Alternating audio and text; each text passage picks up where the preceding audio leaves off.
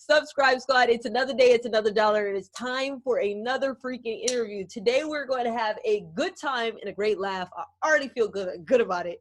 He is a dope comedian, and he's just, a great artist. He goes by the name of Sam Morril. Say hello to people.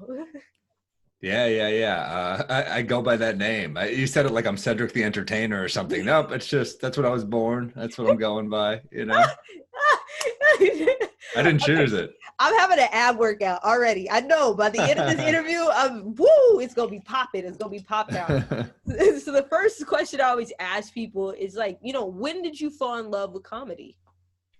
I was pretty young. I don't know if it's tough. You kind of fall in love with a young age. I remember listening to like a Chris Rock album when I was probably like 12 or something and being like, oh my God, it was Roll With the New. I remember listening to it and I was laughing. I probably didn't even get most of the jokes because some of them were like, pretty provocative. And my mom grabbed my CD player and was like, what is he laughing at? And she listened to it. And I just saw this look of horror on her face. Like, what the fuck is he listening to? And then I saw her laughing and I was like, oh, that's like what I love about Rock is that he'll say something that kind of pushes you away in the setup and then he pulls you right back in with a punchline. So I saw that effect on my mom. I thought that was pretty cool. That's cool. So at what point did you go from a fan to being like, you know what, I'm going to get up on this stage and this is what I'm going to try? I started doing open mics in New York City and it's a dreadful experience. I mean, just anyone can go on stage. So occasionally you see someone funny. I mean, there are people I still see around today who are pro comics now who I remember from the mics. I also remember just people that had no business in society in any way. And they have the floor of the entire, like a crazy person would walk in. It's like when you're on the subway and so you can like zone that person out. At the mic, you have to kind of listen. Oh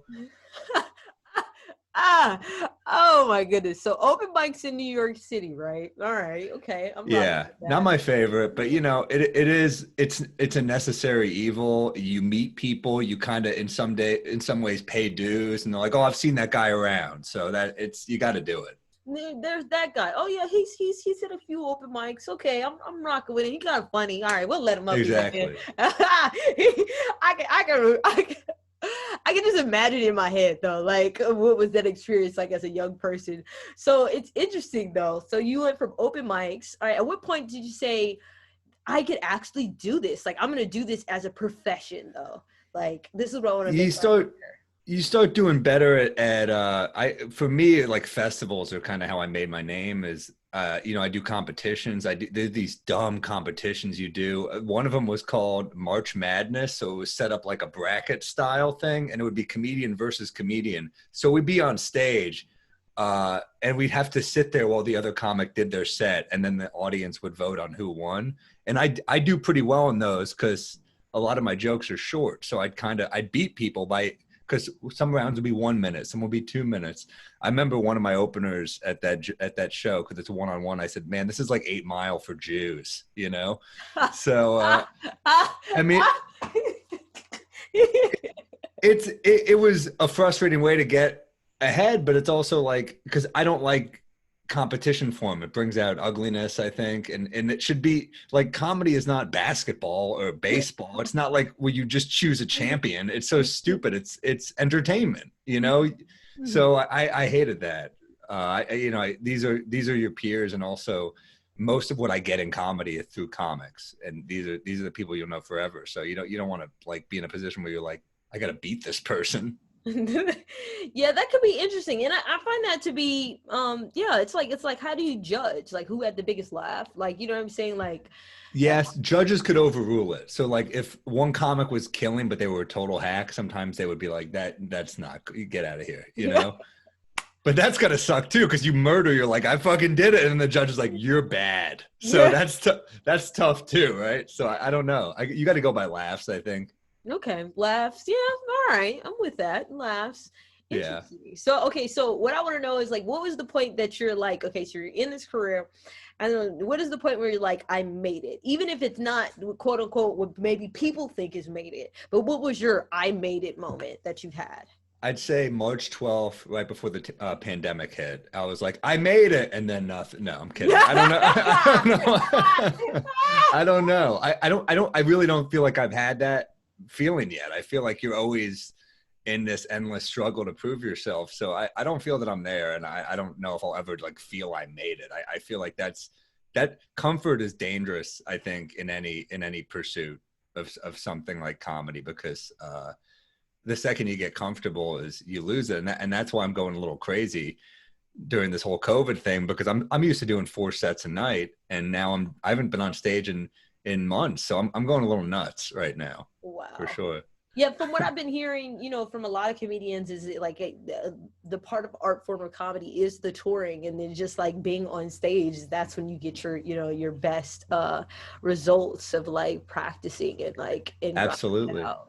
That's like in sports, that is like the road is like our weight room. That is like where we get strong and good. And without the road, it's really hard. It's really hard to, because, in the city we'll do 15-minute sets, but on the road we'll do hour-long sets, and we can really like work on stuff and develop. And because you're not going to, if I did the same hour every night, I'd go crazy. So you start mixing it up a little bit, and you start building an act. And that's I was getting to a place I was excited for before this hit. And, back to square one, I got those jokes. I got to relearn them like it's a play or something now. It's so weird. So interesting. Wow. Yeah, the comedy world, I feel like it's its own thing by itself. It's like it's something that's standalone by itself. So since we're on this topic of like, you talked about a little bit being in the pandemic of like how it's affecting, like moving forward though, would you be open to like different changes with like comedy? Okay, perfect example, the NBA is coming back and there's not going to be any fans in I the stand. know. You know what I'm saying? I'm still watching. I'm a basketball fan, so I'm gonna watch LeBron. You know what I'm saying? He gonna hit the dunk. I'm gonna be right there. I'm gonna be focused on it. But Well, as a the Lakers signed my guy J.R. Smith today, so I'm a Knicks fan. he's So I'll fine. always, I'm just finding that out now. Okay. I'll always root for JR, because I thought he was a good guy in New York. I always appreciated him. But yeah, I'm the same way. I think you have to pivot right now. I think you make a great point. I think if you're too married to the way comedy was, I think it'll be back eventually, but I think it could be a year. So when I hear that, I freak out. That's pretty much, I've said to people, like, this is the only thing I'm good at is live stand-up. So it's gone. I got to kind of figure something else out. So yeah, I'm in the middle of figuring it out of other stuff I can work on. And but you're open to it though. I'm right? open to it, but the problem is, like, I've tried other stuff. Like, I've tried some desk pieces, and they just don't really work for me without a crowd. I need an audience. So I'm thinking about how I can do it outdoors, or what I can do to still, for me, it's not just about like content. It's about staying in shape. I feel like if I did 2 nights off, like I performed 5 nights a week, I felt like I wasn't even treading water. So it's tough. It's tough to go from that to be like, I don't know what to do. So it's someone will crack it. It's about being creative and finding new ways to reach an audience and also stay funny. So I had a slight idea, right? And then so my idea that I came up with, and this was for the NBA. I don't know how we could transfer this over to comedy, but I feel like it would be dope. It's like during the game, right? So you broadcast the game, but still have an audience in the sense of have all the people somehow be there via like web chat. If you could have them like broadcast into the game, right, and like maybe show people's families or whatever, have these like responses, and they cut like after somebody scores or something to the celebration, you know what I'm saying? I feel like, and then that audio actually plays in the whatchamacallit, the arena. So it's like they get to hear some of that, if that makes any sense. I feel like somebody could pull that off in some way, some fashion. I don't know. I'm a technique. You know what they should do? What? They should have like one fan that has to quarantine with all the NBA players. Each team gets one fan. So it's still, you have like one person who's allowed to scream and troll the entire game. So like, because that way, at least like Lakers Clippers, it's like they would have been in LA. It's like a big advantage for the Clippers, because I feel like there's so many more Lakers fans. You need like, get like Billy Crystal out there. He's a big Clippers fan, and he can just be like, boo, you suck, LeBron. You need something like that, right? You need somebody like, just something, some type of interaction. I don't know. Did you see the new Dave Chappelle special? Mm-hmm. He had the whole outside thing. I feel like that was somewhat of a vibe. It was smart. It was so like smart. I mean, but it's of course Dave Chappelle could pull that off with the amount of money that he has and But resources. he's got like Michael Che and Michelle Wolfer out there, and I saw Mo Amer. So I see a lot of comics are kind of just like doing gigs now with him there, and that's like I'm so jealous because that's the way to do it. You just get your buddies together and you put on a show. So yeah, we got to figure something out. LA, it's spike. I'm in LA right now, and it's spiking. So I don't know what the move I'm in is. the IE, so like I'm out here too. So yeah. Yeah. I mean, it's spiking, and I'm just yeah. I told people because I don't know if you know, but I make music, so I tour as well. And I'm like, yeah, when the NBA gets fans back in the crowd, that's when I'll feel like touring again. You know what I'm saying? I'll feel a little bit more comfortable because until then, I feel like we're a while from having gatherings of that Yeah. amount. So it's like It's real tough. how are we going to figure that out? Interesting. Okay, well, segue, right? So we talk about the pandemic. We're talking about making adjustments, but I feel like comedy in general has been making this transition of adjustment period like over the past, I'd say like 5 to 8 years. And so I wanted to know your opinion about it because now they're comedians who are making a living and making thousands of dollars, if not millions of dollars, and never touched an actual stand-up comedy stage, whether that's creating skits on TikTok or Instagram or YouTube. Like, what is your opinion about that? Do you think that's good for comedy, or do you feel like it takes away? I think it's both. I think it can be good or bad. I think having more avenues to reach an audience is good. I think that's always good because but I would say that like yeah, like look, a lot of broad stuff is not my personal taste, but that doesn't mean it's bad.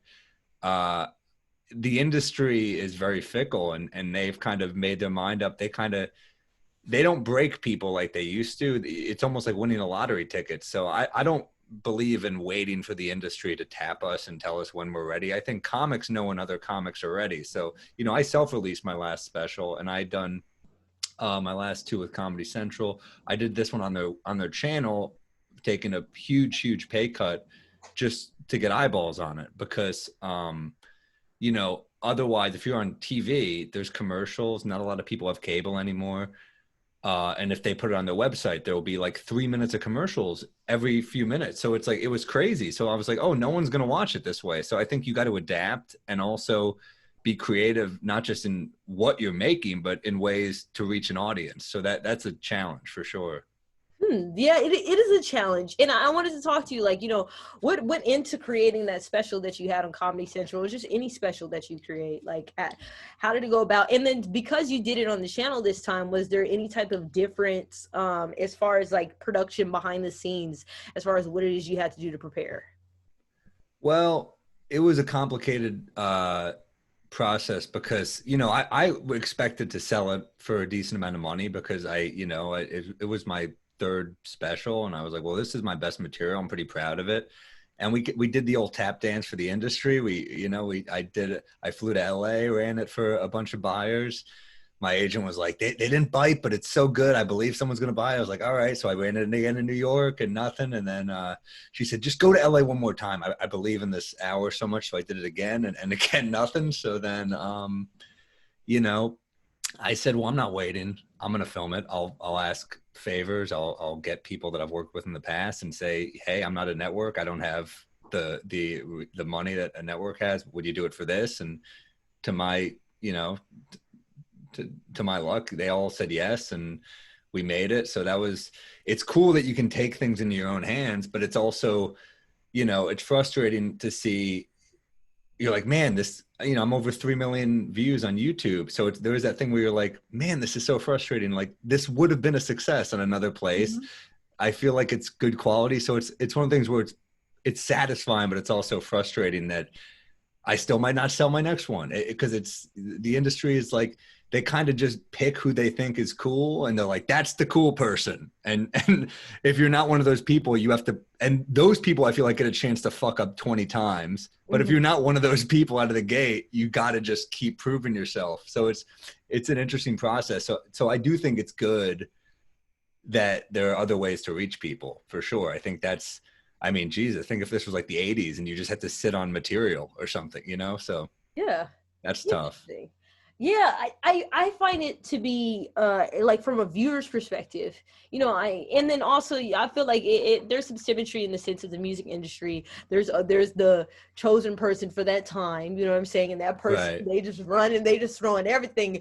You get a commercial, you get a movie, you get a tour, blah blah blah Right. blah. Like there is that aspect of it, but I feel like the music industry we have broken into like more of this independent grind freedom, and the sense Yes. that now we have independent artists that have their own lane. Like I tell people all the time, there's people who rap on YouTube who actually make more money and have more people in their shows than Isn't the that people crazy? that are being played on the radio. And so it's wild. And my hope for comedy is that, and I have a couple ideas too that I might want to tell you about later.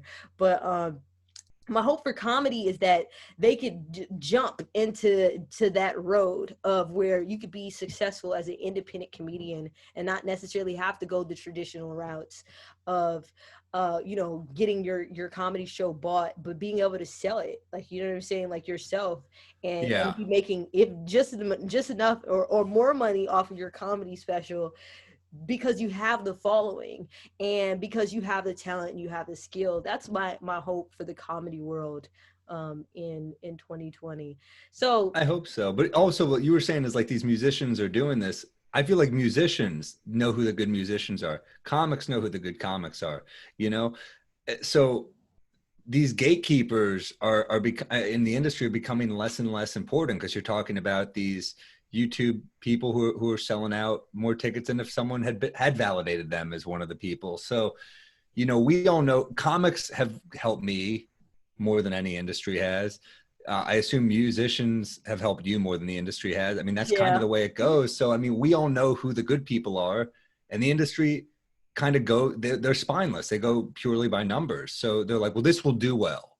But that, I think, ultimately will hurt their credibility in the long run, but they don't care about that. We care about that. They just care about their bottom line. Right. It sucks that their bottom line is based just off of strategic numbers.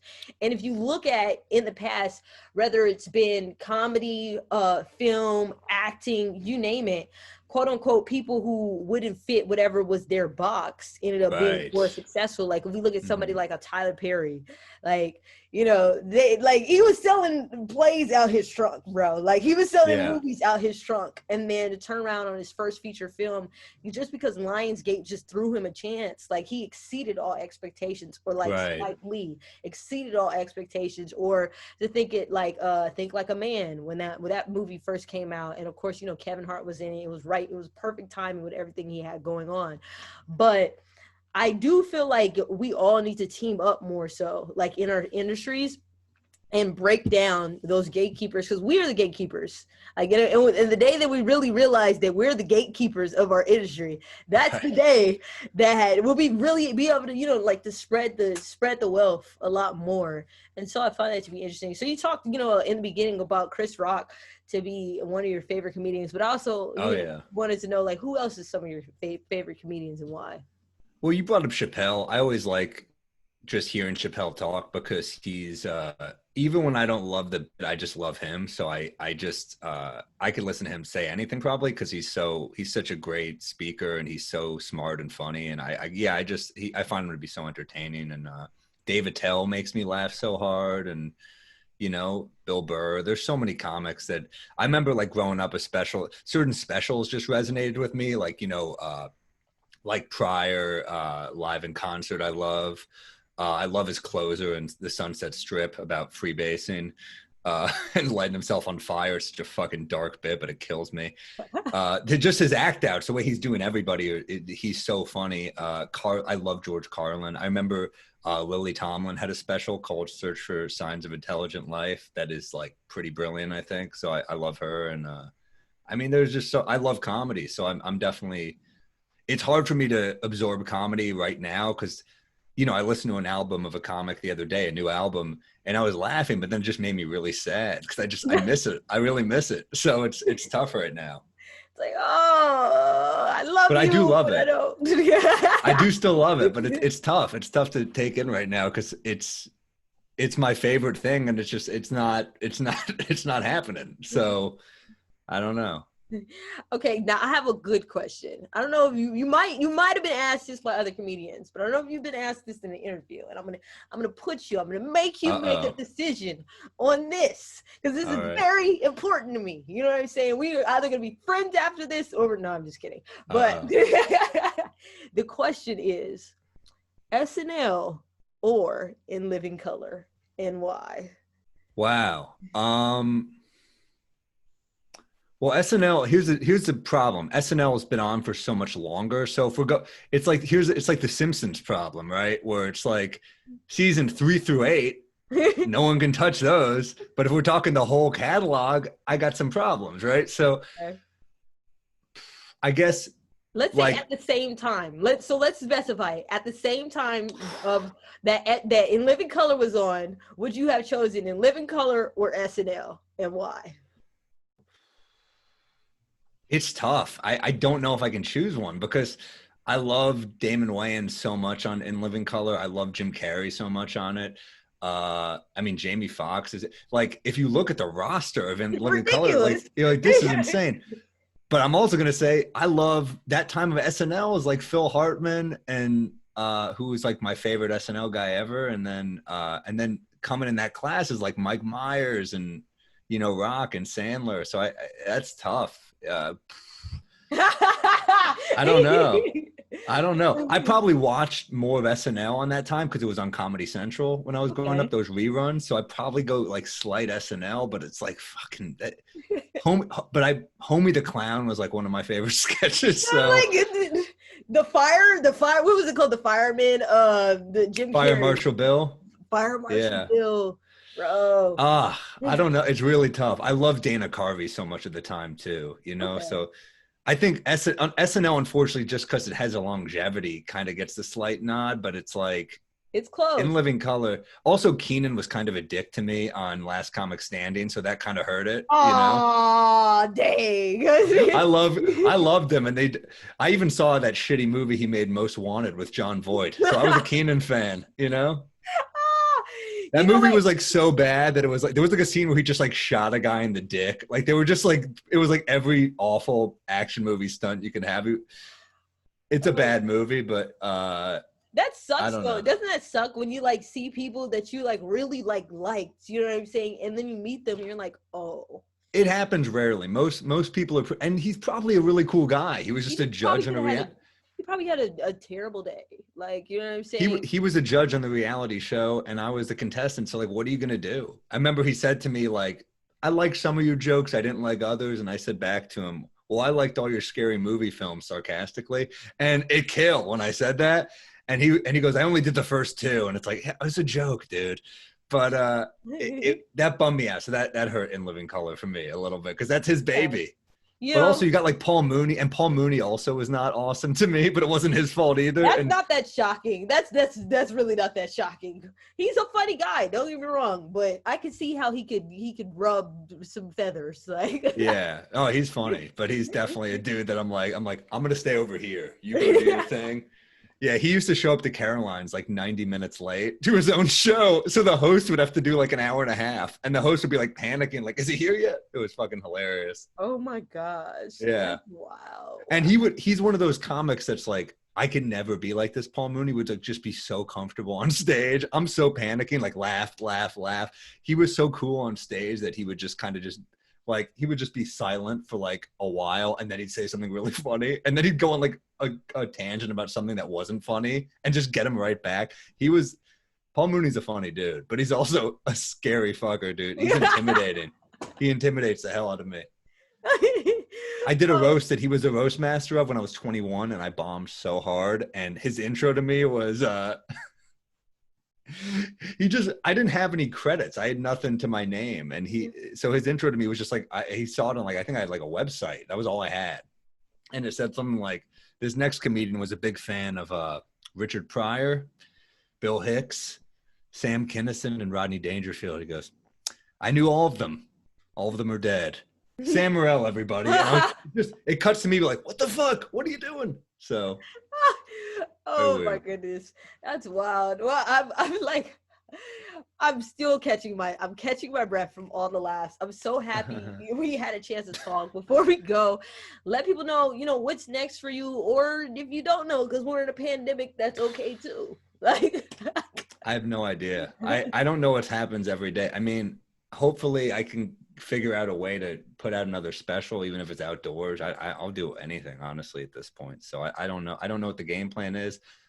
Problem with comedy is, or stand up at least, you need reps. You need to hone stuff, and I just don't know how to do that right now without endangering people. And I'll figure something out. I don't know. So hopefully more stand up soon. I'm my special is just type in Sam Morril on YouTube. It's self-produced. It's on the Comedy Central site. It's over 3 million views. I'm proud of it. It came out in February. I do a basketball podcast called Pod Don't Lie. If you're a hoops fan, you should come on it. It's really fun. I'm down. Yeah. All right. It's a good time. And I do it with my friend Stavros, and we do it twice a week. It's so fun, and great guests have been on it lately. It's a good time. Okay, dope. Well, there you have it. Make sure you follow. Oh, shout out your social media real quick. Shout out your social. It's just my name, Sam Morril, Morril. Well, there you have it. Sam Morril was here. We laughed. We had a good time. And hopefully, we'll see him on a stage soon. That part. Let us know who else you want us to interview here on the channel. Make sure you hit the like button, the sub button, the bell button as well. It's your girl, Scribecash. I'll see you next time.